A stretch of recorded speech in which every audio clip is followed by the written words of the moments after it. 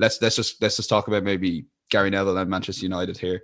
United were very impressive, but what kind of like do you want to see from Sky Sports? Because they have kind of turned into a fan zone sort of thing in the last week or two. Albeit I really enjoyed Monday Night Football a couple of weeks back and thought overall it was really good. And the aftermath. And I think like we can't take it too seriously. I think it's kind of quite funny. But a lot of people were getting about Jamie Carragher's celebration on Trent and then Gary Neville's commentary on United on Sunday. Yeah, I've seen a few comparisons with when it was Andy Gray and Richard Keys, and I don't think it's a lot too dissimilar. That kind of weird banter where they're both kind of it's brilliant because they both can take the mick out of each other. But Carragher one is a little bit interesting. Yeah, like I mean, to be watching a game of football and to mention someone he's done it a few. They've done it a few times. Probably not at the moment where a 90-minute goal's gone in and Liverpool's season could be changed, and all of a sudden they're going into the Real Madrid game. And in my head, after that goal, I'm going, geez, you have to give Liverpool a chance at Anfield because they've ended that little run. And I think that should have been the commentating part of it.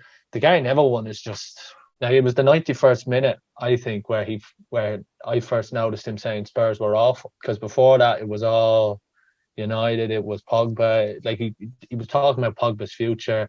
Then he was talking about Wan-Bissaka, saying, "Oh, Wan-Bissaka hasn't had a settled right mid ahead of him or a right winger." Like I don't think I've ever watched a game and heard Gary Neville give an allowance to, for example, Granit Xhaka in central midfield for Arsenal or Eric Dyer at centre back for Tottenham, going, "Oh well, look, Dyer hasn't played well because he hasn't got a settled partner," or Thiago. No, and I don't think he said it about Thiago in the settled midfield. Maybe he has, but I just thought it was all that kind of stuff. And I was just checking Twitter. I've seen a lot of Spurs fans annoyed. I think the problem with it is because you can't watch it on anything else, especially in England.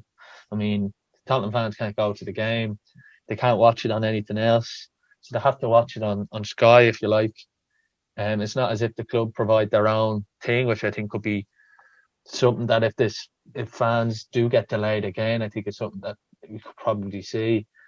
Because it was just very awful, really. And I think it was put it this way, it was a bigger game for Tottenham than it was for United, hands down. But it was commentated on as it was as if United had gone 6 points clear of City and were walking to a league.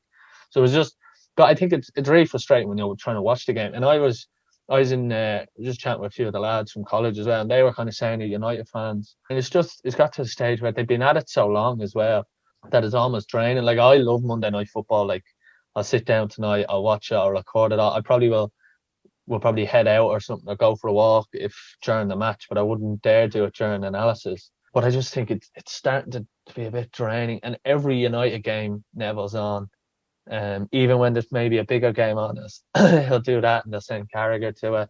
It's just a little bit. I think we kind of figured out maybe a month ago, chatting away to ourselves off air, that Jamie Carragher watches so much football and so much football content that he kind of gives the fans' point of view, where at times he hits the nail on the head, but sometimes he probably overemphasizes that point, where Gary Neville kind of revealed something to me where he said, "I haven't watched enough of Liverpool this season," to Jamie. It was just a throwaway comment. And I thought, hold on a second, it's staggered kickoffs here. It's not like a game you can't not watch here. What have you been doing, Gary? Like, whatever about the rest of us, like it's your job. You're on Sky Sports every day of the week.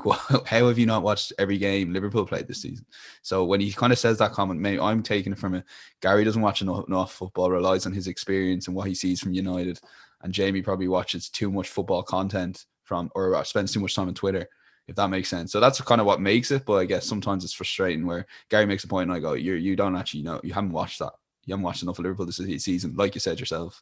Changed a bit ever since he's not on every Monday Night Football like he used to be with Carragher, and I think his punditry has kind of changed a bit. He's a lot more relaxed. He's obviously heavily involved in Salford, so he probably on a Tuesday night would sit down and watch Salford obviously more than he would any other game. It's just frustrating when you watch it. Like I couldn't. I hate Tottenham. Like I did. Like even looking at Twitter, I was like, this is just bizarre, you know. And look, don't get me wrong, United were good. You know, Fred scored a goal. I mean, it's the classic, if someone scores a goal, they play well kind of mantra, that Fred scored a goal, so we have to play well. He gave the ball away. He was sloppy before the goal, but he was up against nothing. I mean, Højbjerg and Sissoko who came on. I mean, I was embarrassed. Not embarrassed, but if I was a Tottenham fan, I would have been furious watching that. Like United were good now, but they didn't really get out of second gear.